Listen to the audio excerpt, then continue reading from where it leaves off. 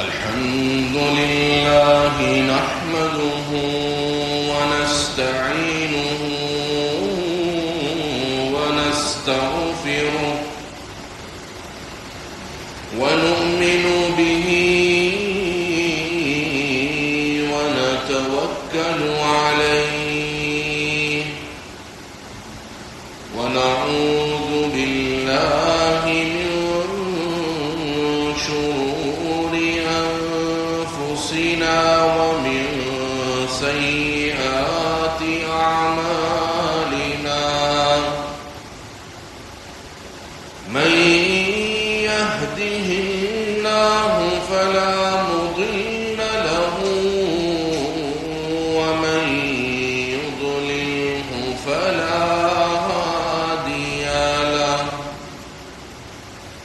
ونشهد أن لا إله إلا الله وحده لا شريك له ولا نظير له ولا مثل له ولا مثال له ونشهد أن سيدنا وحبيبنا وحبيب ربنا وقائدنا وغرتنا وسندنا ومولانا محمدا عبده ورسوله أما بعد فأعوذ بالله من الشيطان الرجيم بسم الله الرحمن الرحيم وإذا سألك عبادي عني فإني قريب أجيب دعوة الداع إذا دعانِ فليستجيبوا لي وليؤمنوا بي لعلهم يرشدون وقال الله تعالى وقال ربكم ادعوني أستجب لكم إن الذين يستكبرون عن عبادتي سيدخلون جهنم داخرين صدق الله مولانا العظيم وقال النبي صلى الله عليه وسلم ليس شيء أكرم على الله من الدعاء وقال عليه الصلاة والسلام من لم يسأل الله يغضب عليه صدق رسوله النبي الكريم ونحن على ذلك لمن الشاهدين والشاكرين والحمد لله رب العالمين محترم बुजुर्गों और दोस्तों अल्लाह जल्ल जलालुहू ने इस दुनिया के अंदर मुख्तलिफ अनगिनत और एक दूसरे से अलग अनोखी मखलूक़ात पैदा फरमाई हैं और इन मखलूक़ात के अंदर जो सबसे बरतर आला اشرف مخلوق ہے وہ مخلوق میں اور آپ انسانوں کی شکل کے اندر ہیں، اور اللہ تعالیٰ نے جب انسان کو اشرف المخلوقات بنایا تو اس کو قدرت دی ہے، اس کو طاقت دی ہے، اس کو صلاحیتیں دی ہیں اور اس کو توانائی دی ہے، لیکن ان تمام تر قدرت، صلاحیتیں اور توانائی کے باوجود اللہ جل جلالہ میرے اور آپ کے اندر عاجزی دیکھنا چاہتا ہے کہ کہیں ایسا نہیں کہ تم اس دنیا کی سب سے بہترین اور بڑی بہترین مخلوق ہو، افضل اعلیٰ اور اشرف مخلوق ہو، تو اس کا ہرگز مطلب یہ نہیں کہ تمہارے اندر سے عاجزی ختم ہو جائے، تمہارے اندر سے انکساری ختم ہو جائے اور تم اپنے آپ کو اتنا بلند اور بالا سمجھنے لگو کہ تمہیں عاجزی کرنے کے اندر تکلیف اور دقت اور مشکل پیدا ہو۔ انسان کو جو اللہ تعالیٰ نے آس پاس کی صلاحیتیں، توانائیاں دی ہیں، تو پورے نظام کو بنایا ہی اللہ نے انسان کے لیے۔ سورج روز نکلتا ہے میرے اور آپ کے لیے، چاند نکلتا ہے میرے اور آپ کے لیے، ہواؤں کا چلنا، بارشوں کا آنا، پانی کا بہنا، سمندروں کا ہونا، پہاڑ، جمادات، نباتات، درخت، پھل بوٹے، سبزیاں، کھیت، باغات، یہ سب کے سب اللہ جل جلالہ نے میرے اور آپ کے لیے بنائے۔ اور ساتھ ہی اللہ تعالیٰ نے جہاں حضرت انسان پر اپنے انعامات گنوائے کہ دیکھو انسان، میں نے تمہارے لیے یہ کیا، میں نے تمہارے لیے یہ کیا، اللہ فرماتے ہیں متاعا لکم، یہ سب تمہارے لیے ہے، لیکن اس کا مطلب ہرگز یہ نہیں ہے کہ ان سب چیزوں میں پڑھ کر تم اللہ کو بھول جاؤ، نہیں۔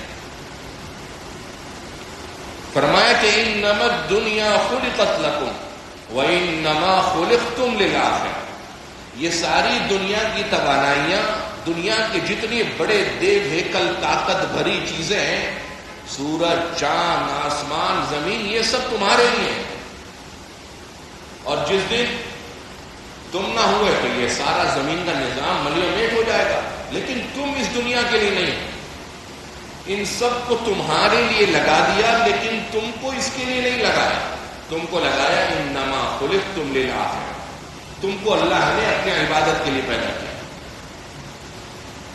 اتنی قدرت کے باوجود اللہ کی یہ چاہت ہے کہ مسلمان بندہ اللہ سے دور نہ ہو، اور اس کے اندر سے یہ نہیں کہ میں چونکہ افضل مخلوق ہوں، میں بہت بڑی اشرف مخلوق ہوں، تو اس کے اندر سے عاجزی نکل جائے، تو اللہ تعالیٰ نے عبادت جیسا فریضہ میرے اور آپ کے ذمہ لگایا۔ عبادت عاجزی کی بہت بڑی شکل ہے، اللہ کے سامنے جھکنا مسلمان بندے کی عاجزی، مسلمان بندے کی انکساری کی بہت اعلیٰ نقشہ ہے۔ آپ کی پیٹھ پر کوئی ضرب لگا دے، آپ کے ہاتھ پاؤں کوئی موڑ دے، آپ کو ایک زوردار قسم کا تمانچہ رسید کر لے، اگر اللہ نے ممکن ہے آپ کو صبر و تحمل کی دولت دی ہو، آپ برداشت کر جائیں، لیکن اگر کوئی آپ کے چہرے پر حملہ آور ہوتا ہے تو آپ کہتے ہیں کہ بھائی یار چہرے پر ہے۔ کتنی احادیث کے اندر تو جانوروں تک کو چہرے پر مارنے کی ممانعت ہے۔ کیوں؟ کیونکہ انسان کے پورے جسم کی جتنی شکل اور نقشہ ہے، اس کے اندر اس کا یہ چہرہ اس پورے جسم کی جان ہے، پورے جسم کا مرکز ہے، جسم کا بادشاہ ہے۔ آج دیکھیں دنیا کے اندر ساری محنت انسان کے جسم پہ جو سب سے زیادہ ہے وہ چہرے پر ہے۔ خواتین بننے سنورنے کے لیے چہرہ بناتی ہیں، مرد کو اگر کسی جگہ جانا ہو تو بننے سنورنے کے لیے سب سے زیادہ وہ چہرے کو صحیح کرتا ہے، کیونکہ چہرہ اس کے جسم کی جان، مرکز اور بادشاہ ہے۔ اور مسلمان بندہ اسی چہرے کو سجدے میں جا کر اللہ کے سامنے خداوند تعالی کی چوکھٹ پر رکھ دیتا ہے. حالانکہ زمین جہاں لوگ چلتے پھرتے ہیں بعض اوقات گندگی بھی ہے، لیکن اپنے چہرے کو اس جگہ پر رکھ کر سجدے میں جو اللہ کے سامنے سرور، فرحت، راحت حاصل کرتا ہے، یہ ہے عبادت اور عاجزی جو اللہ تعالیٰ کی ہم سے چاہت ہے. ایک اور عبادت جس کے اندر عاجزی کی بہت بڑی جھلک نمایاں ہے، وہ عبادت ہے دعا. وہ عبادت ہے دعا. ایک اچھا خاصا عزت دار شخص کسی کے سامنے ہاتھ پھیلاتے ہوئے شرماتا ہے کہ میں کس سے مانگوں، یا لوگ میرے بارے میں کہیں غلط تبصرہ نہ کرنے لگے. لیکن یہی مسلمان بندہ جب اللہ کے سامنے ہاتھ پھیلاتا ہے تو یہ عاجزی کی، انکساری کی، زیر ہو جانے کی سب سے بڑی اعلیٰ اور بہترین شکل اور نقشہ کہ اللہ میں کسی سے نہیں مانگتا، میں تو آپ سے مانگ رہا ہوں، میں تو آپ سے سوال کر رہا ہوں. لیکن بدقسمتی سے ہم دعا کو اس وقت دعاؤں پہ لگتے ہیں جب ہمارے اوپر کوئی تکلیف آتی ہے، کوئی مصیبت آتی ہے، اور جب مصیبت آتی ہے ہم دعا کے اندر لگتے ہیں اور ادھر مصیبت ہماری ختم ہوئی یا مصیبت کا جو وقت اللہ کے ہاں مقرر تھا وہ دورانیہ گزر گیا، پھر دعا چھوٹ گئی. بھائی کل تک تو آپ بہت دعا کر رہے تھے اللہ سے، نہیں میرا کام ہو گیا. اللہ تعالیٰ یہی شکوہ مجھ سے اور آپ سے کرتے ہوئے قرآن میں فرماتے ہیں اعوذ باللہ من الشیطان الرجیم وَإِذَا مَسَّ الْإِنسَانَ الضُّرُّ دَعَانَا لِجَنبِهِ أَوْ قَاعِدًا أَوْ قَائِمًا. جب انسان کو کوئی مشکل پہنچتی ہے، اس کو تکلیف ملتی ہے، تو وہ رات کو سوتے سوتے بھی ہمیں یاد کرتا ہے، بیٹھے بیٹھے بھی ہمیں پکارتا ہے، کھڑے کھڑے بھی اللہ سے مانگتا ہے. لیکن فَلَمَّا كَشَفْنَا عَنْهُ ضُرَّهُ مَرَّ كَأَن لَّمْ يَدْعُنَا إِلَىٰ ضُرٍّ مَّسَّهُ. ہم جب اس سے اس مشکل پریشانی اور مصیبت کو ہٹا دیتے ہیں تو اللہ فرماتے ہیں وہ ایسے گزر جاتا ہے گویا کہ کبھی اس کو مصیبت ملی ہی نہیں تھی اور اس نے ہم سے کبھی مانگا ہی نہ تھا. مصیبت ختم، دعائیں ختم. کیونکہ ہم نے یہ سمجھا کہ دعا صرف اور صرف اللہ سے مانگنے کا نام ہے. میں اس بات کی تردید آپ سے کروانا چاہتا ہوں کہ احادیث قرآن اور سنت کی روشنی میں دعا صرف مانگنا نہیں ہے، بلکہ احادیث میں ہے کہ اللہ کے نبی صلی اللہ علیہ وسلم نے فرمایا الدعاء العبادہ، کہ دعا صرف اللہ سے مانگ کر اپنے مسائل پورا کروانا نہیں ہے. دعا تو عین عبادت ہے، دعا تو اصل عبادت ہے.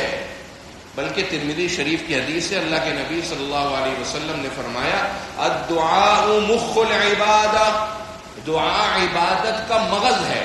جس طریقے سے انسان کے جسم سے مغز نکل جائے تو اس کا جسم کیسا ناکارہ ہو جائے گا، اسی طریقے سے جس مسلمان بندے کی زندگی میں دعا اور اللہ سے مانگنا نہ ہو اس کی عبادات کھوکھلی اور کھسکھسی ہو جاتی ہے، کیونکہ اللہ کی طرف توجہ نہیں رہتی، اللہ سے ایک تعلق اور جو طلب اللہ کی قائم رہنی تھی وہ نہیں رہتی. کیونکہ سوچا یہ تھا کہ بھائی مشکل ابھی کوئی ہے نہیں، حالات تو صحیح ہیں، تو اب تو دعا مانگنے کی کیا ضرورت ہے، دعا تو اس وقت مانگیں گے جب تکلیف ہوگی. حالانکہ اللہ کے نبی فرماتے ہیں دعا عبادت ہے، دعا عین عبادت ہے. کیا کبھی ہم نے یہ سوچا کہ جب مشکل ہوگی تو نماز پڑھیں گے؟ نماز تو 5 وقت کی پڑھتے ہیں، جمعے کی نماز کی حاضری کے لیے بھی آئے ہوئے. یہ تو نہ سوچا کہ اگر ضرورت پڑے گی، مشکل ہوگی تو ہی نماز پڑھیں گے، نہیں. تو جس طریقے سے ہم اور عبادتوں کے اندر سوچتے ہیں کہ ہم یہ اور عبادتوں میں یہ بات نہیں سوچتے کہ جب مشکل اور ضرورت پڑے گی تو ہم عبادت کریں گے، اسی طریقے سے مسلمان بندے کی زندگی اور روزمرہ معمولات کے اندر دعاؤں کا بہت بڑا ذخیرہ ہونا چاہیے، اور اس کی روزمرہ کی 24 گھنٹے کی زندگی میں دعاؤں کا ایک بہت بڑا حصہ ہونا چاہیے۔ دعا مانگنے کے لیے یہ ضروری نہیں ہے کہ آپ کے اوپر کوئی مشکل آئی ہو تو ہی مانگیں، آپ اس کے علاوہ بھی اللہ سے دعائیں مانگ سکتے ہیں، اس کے علاوہ بھی اللہ کو پکار سکتے ہیں، اور دعا وہ عبادت ہے کہ اللہ کے نبی صلی اللہ علیہ وسلم نے فرمایا لیس شیء اکرم علی اللہ من الدعاء، اللہ کے یہاں دعا سے بڑھ کر کوئی افضل چیز نہیں ہے، اللہ کے یہاں دعا سے بڑھ کر کچھ نہیں ہے، کہ جب بندہ، ابو داؤد کی حدیث سے اللہ کے نبی صلی اللہ علیہ وسلم نے فرمایا ان ربکم حی کریم، مسلمانوں یاد رکھو تمہارا رب بڑا غیرت والا اور بہت مروت والا ہے، یستحیی، اس کو غیرت آتی ہے، اذا رفع العبد یدیہ، کہ جب بندہ اس کے سامنے، اللہ کے سامنے دونوں ہاتھ پھیلائے، ان یردہما صفرا خائبتین، تو اس کی دعاؤں کو، اس کی جھولیوں کو خالی ہاتھ بھیج دے اور اس کو دعاؤں کا جواب نہ دے، اللہ بہت غیرت والا ہے، اللہ کو شرم آتی ہے اس بات سے، اللہ کو غیرت آتی ہے کہ مسلمان بندہ مجھ سے کچھ مانگے اور میں اس کو خالی ہاتھ واپس کر دوں، میں اس کو کچھ بھی نہ دوں، اللہ کو بڑی غیرت آتی ہے۔ اور ہونا تو یہ چاہیے کہ جب ہم دنیا کے اندر بعض اوقات کسی سے کچھ سوال کر لیتے ہیں، اگلی دفعہ دوبارہ مانگتے ہیں تو ایسا لگتا ہے کہیں ناراض نہ ہو جائے، جبکہ حدیث شریف میں ترمذی کی حدیث سے اللہ کے نبی صلی اللہ علیہ وسلم نے فرمایا من لم یسأل اللہ یغضب علیہ، جو بندہ دعائیں نہیں کرتا اللہ کا شدید غصہ اس کے اوپر ہوتا ہے، کیونکہ اپنے آپ کو بڑا ترم خان سمجھ رہا ہے، وہ سمجھ رہا ہے مجھے کسی چیز کی ضرورت نہیں ہے، جبکہ اللہ کے سامنے بہادری اچھی نہیں ہے، اللہ کے سامنے تو کندھے اچکے میں ہو، دعاؤں کے اندر عاجزی ہو، اللہ کے سامنے جھکنے کی کیفیت ہو، رب العالمین کے سامنے انکساری اور عاجزی کی کیفیت ہو، یہ اللہ کو پسند ہے، یہ اللہ کو پسند ہے۔ اور اللہ نے خود فرمایا قرآن مجید میں ادعونی استجب لکم، تم مجھ سے مانگو میں تمہاری دعا قبول کروں گا۔ یہ اللہ کی طرف سے اللہ کی طرف سے یہ وہ پیشکش ہے کہ اب بھی اگر مسلمان بندہ اللہ کے سامنے دعا نہ کرے تو اس شخص کی تباہی اور بربادی پر مہر لگ جاتی ہے، کہ اللہ کی طرف سے پیشکش ہے تم مجھ سے مانگو، دیکھو میں تمہاری دعا قبول کرتا ہوں۔ حدیث شریف میں اللہ کے نبی صلی اللہ علیہ وسلم نے فرمایا من فتحت له منکم ابواب الدعاء، کہ تم میں سے جس کے لیے دعاؤں کے دروازے کھل جائیں تو اس کا مطلب اللہ تعالیٰ نے اس کے لیے رحمتوں کے دروازے کھول دیے۔ اللہ خود فرما رہے مجھ سے مانگو میں تمہاری دعا سنوں گا، اور ساتھ ہی اللہ نے اگلی آیت کے اندر انتہائی بڑی بدخبری دی ہے، اور فرمایا ان الذین یستکبرون عن عبادتی، کہ جو لوگ میرے سے مانگنے سے تکبر کرتے ہیں، یہاں پر عبادت سے مراد مفسرین نے لکھا ہے کہ دعا مراد ہے، کیونکہ دعا تو ہے ہی عبادت، کہ جو لوگ مجھ سے دعا کرنے کے اندر اکڑ کرتے ہیں، مجھ سے دعائیں نہیں کرتے، اللہ کی بدخبری سنی ہے، اللہ کی وعید سنی، اللہ فرماتے ہیں سیدخلون جہنم داخرین، اللہ ایسے لوگوں کو جہنم میں ذلیل کر کے ڈالے۔ ایمان والے کی ہر دعا قبول ہوتی ہے۔ بخاری کی حدیث سے اللہ کے نبی صلی اللہ علیہ وسلم نے فرمایا یستجاب للعبد ما لم يعجل، ایمان والے کی دعا قبول ہوتی رہتی ہے جب تک وہ جلدی نہ کرے۔ جلدی کرنے کا مطلب اللہ کے نبی صلی اللہ علیہ وسلم نے خود فرمایا کہ کہے دعوت فلم یستجب لی، یار میں تو اللہ سے دعا کرتا ہوں قبول ہی نہیں ہوتی۔ جس مسلمان بندے کے ذہن میں یہ بات آ گئی کہ میں نے دعا کی تھی اور قبول نہیں ہوئی، اب اس سے کے بعد اس کی دعاؤں کی قبول نہ ہونے پر اللہ کی طرف سے مہر لگ جائے، کیونکہ ایمان والے کی دعا اور قبول نہ ہو یہ تو قرآن کے خلاف ہے۔ قرآن کا صریح حکم ہے کہ اللہ سے مانگو گے تو دعا پوری ہو جائے گی، قبول ہو جائے گی۔ ہاں کافر ہے اس کی دعا قبول نہیں ہوتی، قرآن کے اندر ہے وما دعاء الکافرین الا فی ضلال، کافر کی دعا قبول نہیں ہوتی، کافر کی دعا قبول نہیں۔ لیکن مسلمان بندے کی ہر دعا، مسلمان بندے کی ہر پکار قبول ہوتی ہے، لیکن قبولیت کے کچھ طریقے ہیں۔ ہمارے یہاں قبولیت کا مطلب یہ سمجھا جاتا ہے کہ چٹ منگنی اور پٹ بیا ہو جائے، کہ آج مانگا اور بس اگلے 1 منٹ کے اندر مجھے رزلٹ آ جائے۔ بھائی بات یہ ہے کہ دنیا میں ہر کام آپ کی مرضی سے ہوتے نہیں ہیں۔ اللہ تعالیٰ نے قرآن مجید میں فرمایا ما لکم کیف تحکمون، تمہیں کیا ہو گیا، تم کیسی باتیں سوچتے ہو؟ ام لکم کتاب فیہ تدرسون، تمہارے پاس کوئی کتاب ہے جس میں تم نے یہ بات پڑھ رکھی ہے ان لکم فیہ لما تخیرون، کہ جو تم چاہو گے وہ تم کو مل جائے گا۔ کس نے تمہیں کہہ دیا کہ دنیا میں جو تم مانگو جو تم چاہو فوراً مل جائے گا؟ بھائی یہ دنیا ہے، یہ جنت تھوڑا ہی ہے۔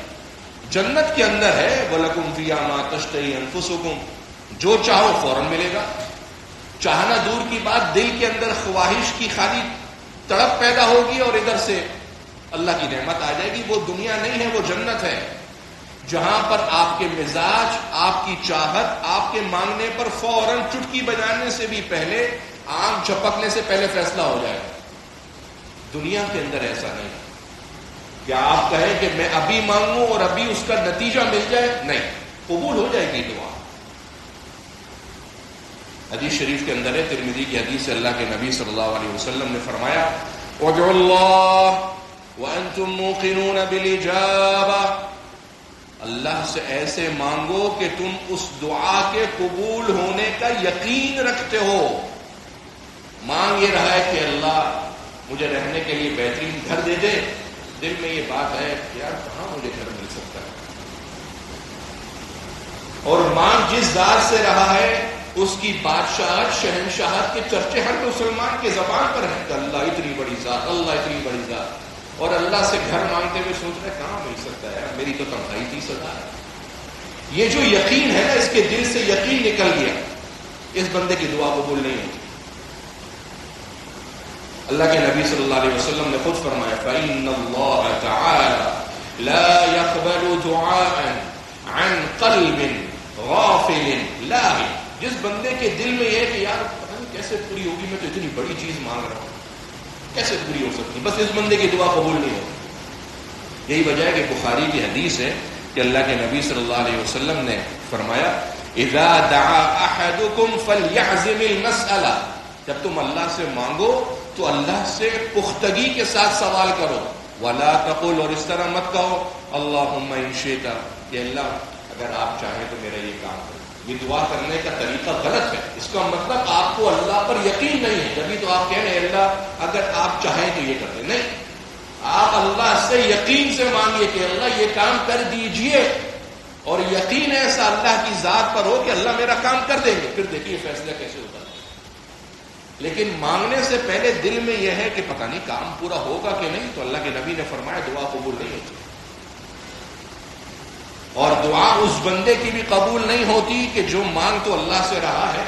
ہمارے یہاں ایک بہت بڑا مسئلہ یہ ہے کہ دعا پڑھی جاتی ہے، مانگی نہیں جاتی۔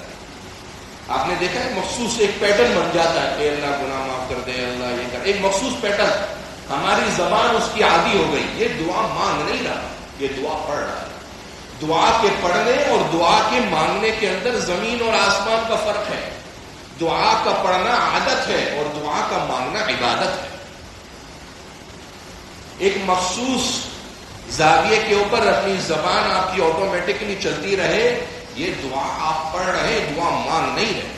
قبولیت کا فیصلہ دعا مانگنے پر ہے، دعائیں پڑھنے پر نہیں ہے، کہ کم سے کم آپ کو پتا ہو کہ آپ اللہ سے مانگ کیا رہے ہیں۔ اللہ کے نبی نے فرمایا کہ ایسے بندے کی دعا قبول نہیں ہوتی کہ مانگ کچھ رہا ہے لیکن دل کے اندر اس کو پتہ نہیں۔ یا زبان سے ایک مخصوص دعا کا جملہ کہہ رہا ہے لیکن اس کا دل اس کے ساتھ نہیں ہے. دعا کے لیے ہاتھ بھی اٹھائے ہوئے ہیں لیکن دل میں کچھ اور بات ہے.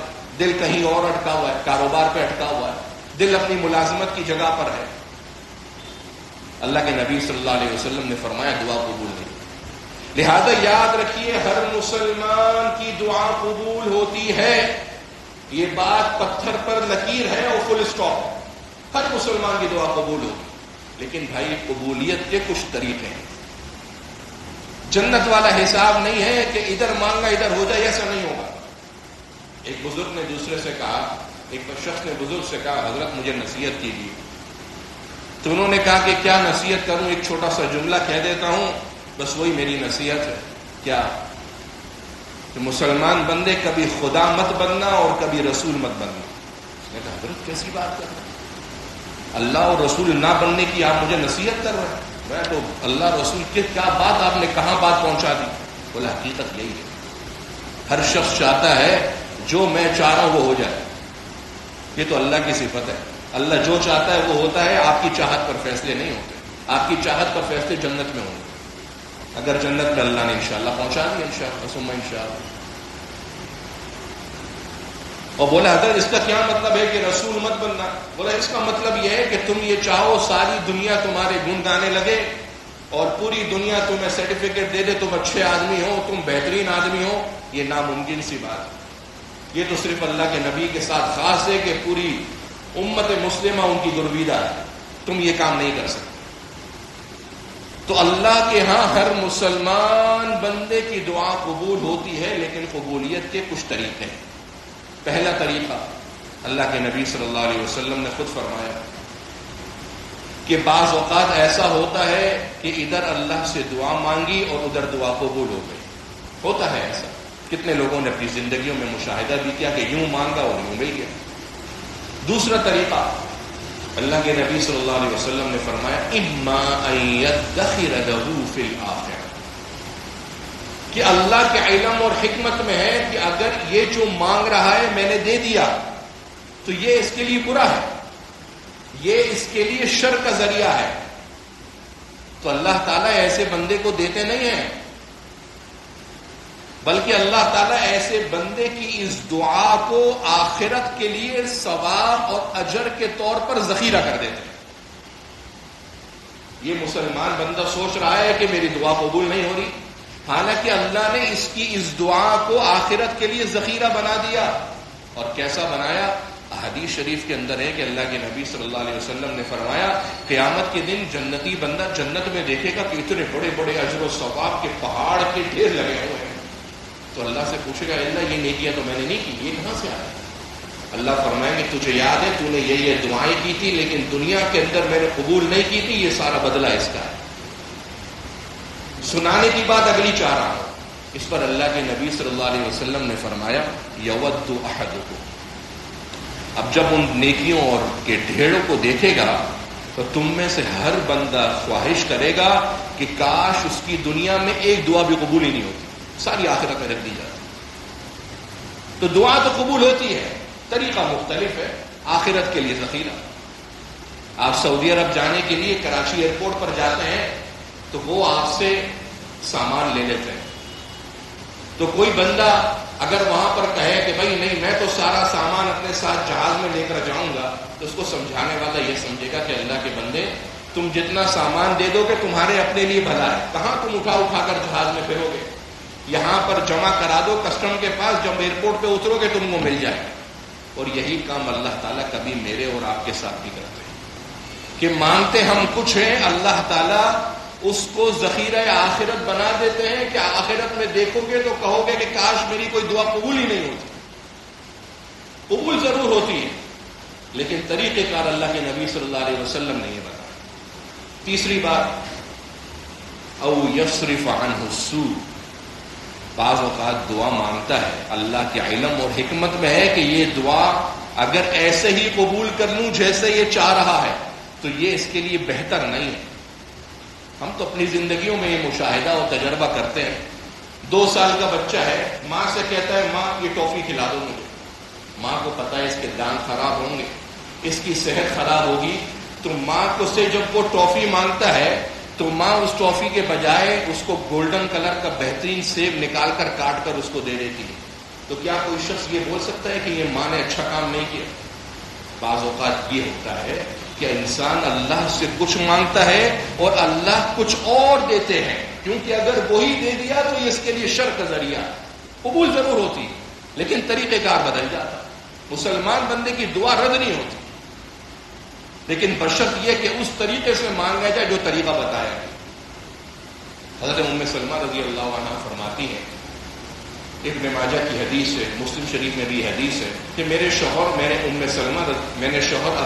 اپنے شوہر ابو سلمہ سے یہ بات سنی تھی کہ آپ صلی اللہ علیہ وسلم نے فرمایا کہ جس شخص کے ساتھ کوئی مصیبت یا حادثہ پیش آئے اور وہ اس پر پڑھے انا للہ و انا الیہ راجعون اللہم اجرنی فی مصیبتی واخلف لی خیرا منہا، تو اس دعا کی برکت سے اللہ تعالیٰ اس کے بہترین عوض اس کو دے دیتے ہیں. اور بولے جب میرے شوہر کا انتقال ہوا، ابو سلمہ نام تھا، ان کا انتقال ہوا تو مجھے اچانک یہ دعا یاد آ گئی کہ اللہ کے نبی صلی اللہ علیہ وسلم نے کہا تھا اور میرے شوہر نے مجھے بتایا تھا کہ یہ دعا پڑھ لیے تو اللہ تعالیٰ اس سے بہتر دے دیتے ہیں. تو کہنے لگی میرے دل میں ایک خیال آیا کہ مجھے اس سے بہتر کون مل سکتا ہے، یہ تو پہلا گھرانہ ہے جس نے ہجرت کری، اتنا قریبی حضور کا، اس سے بہتر کیا ملے گا. لیکن کہنے لگی کہ مجھے یہ حدیث یاد تھی تو میں نے اس پر یہ جو انا للہ والی دعا تھی میں نے پڑھ لی. اور چند دن نہیں گزرے تھے کہ حضور صلی اللہ علیہ وسلم کا رشتہ مجھے آ گیا اور میرا نکاح ہو گیا. قبول ضرور ہوگی دعا، لیکن اخلاص اور یقین کے ساتھ مانگا جائے. اور ایک اور حدیث میں یستجاب للعبد ما لم يدع باسمه، قبول ہوتی رہتی ہے جب تک گناہ اللہ سے غلط بات نہ مانگے، اللہ سے کسی گناہ کا کام نہ مانگے. نوکری مانگ رہا ہے لیکن پتا ہے کہ وہ نوکری حرام کی ہے، قبول نہیں ہوتی. او قطیعۃ رحم، ایسی دعا نہ مانگے جس کے اندر کسی مسلمان کا نقصان ہوتا ہو، ورنہ دعا قبول نہیں ہوتی. اگر اخلاص اور یقین سے آج بھی دعائیں مانگی جائیں تو اللہ کی ذات آج بھی وہی ہے اور ہمیشہ ہمیشہ وہی رہے گی. دعاؤں کی قبولیت تو ہوگی لیکن یقین اور اخلاص ضروری ہے، طریقہ کار صحیح ہونا چاہیے. ایک صحابی حضرت ابو میلک رضی اللہ عنہ بڑے مشہور تاجر ہیں، وہ کہتے ہیں ایک دفعہ میں لوگوں کا سامان لے کر جا رہا تھا. اس زمانے میں جنگلات کے اندر سفر ہوتا تھا، تو رستے کے اندر ایک ڈاکو میرے سامنے آیا اور بولا جتنا سامان ہے میرے حوالے کر دے اور تیرے کو میں مارنے لگا ہوں، تیار ہو جائے. تو انہوں نے ڈاکو سے کہا کہ بھائی سامان لے لو، میرے کو مارنے سے کیا ہوگا؟ بولا نہیں، میں تیرے کو مار کے رکھوں گا. بولا اچھا مجھے 2 منٹ کی 2 رکعت پڑھنے کی مہلت ہے. اس صحابی حضرت ابو میلک رضی اللہ عنہ نے، حافظ ابن حجر رحمہ اللہ نے یہ واقعہ الاصابہ فی تمیز صحابہ میں لکھا ہے کہ حضرت ابو میلک رضی اللہ عنہ نے 2 رکعت نماز پڑھی اور آسمان پر دعاؤں کے لیے ہاتھ اٹھائے اور آسمان کی طرف دیکھ کر یہ دعا کی، یا ودود یا ذا العرش المجید یا فعال لما تريد اسألك بعزك الذي لا ترام وبملكك الذي لا يضام وبنورك الذي ملا أركان عرشك أن تكفيني شر هذا اللص يا مغيث وغثني يا مغيث وغثني يا مغيث وغثني. ابھی یہ دعا کی تھی کہ آسمان سے ایک شہسوار نمودار ہوا اور اس نے تیر کمان میں لگایا اور اسی وقت اس ڈاکو کو وہیں ڈھیر کر دیا. میں نے شہسوار سے پوچھا تو کون ہے؟ کہنے لگا جب تو نے یہ دعا مانگی تھی تو آسمان کے پہلے آسمان کے دروازوں پر ہلچل ہوئی، پھر دوسرے آسمان پر فرشتوں کی چیخیں سنائی دی اور اللہ نے مجھے حکم دیا کہ اس کی بات اور اس کی دعاؤں کو اسی وقت پورا کر دے. میں نے پورا کر دیا اور میں اللہ کا بھیجا ہوا فرشتہ. دعا وہ عبادت ہے جو خالصتاً اللہ سے ہے.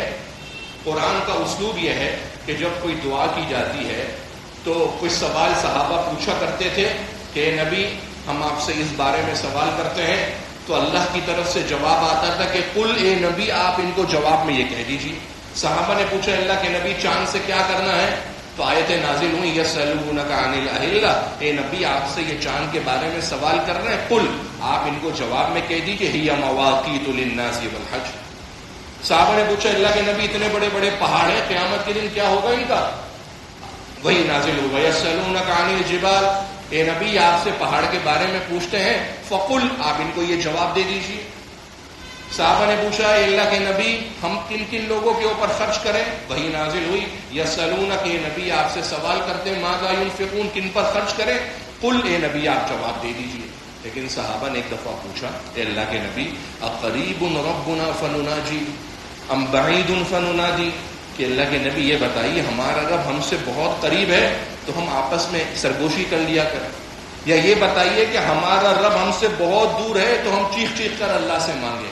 تو ہونا تو یہ چاہیے تھا اس سوال کے جواب میں بھی کہا جاتا کہ وَإِذَا سَأَلَكَ عِبَادِي قُلْ، اے نبی اگر آپ سے یہ صحابہ میرے بارے میں یہ بات پوچھ رہے ہیں تو آپ ان کو جواباً کہہ دیجئے، اور جواب دے دیا جاتا۔ لیکن یہاں ایسا نہیں، کیونکہ سوال دعا کے بارے میں تھا، اللہ سے مانگنے کے بارے میں تھا، تو آیت نازل ہوئی وَإِذَا سَأَلَكَ عِبَادِي عَنِّي فَإِنِّي قَرِيبٌ۔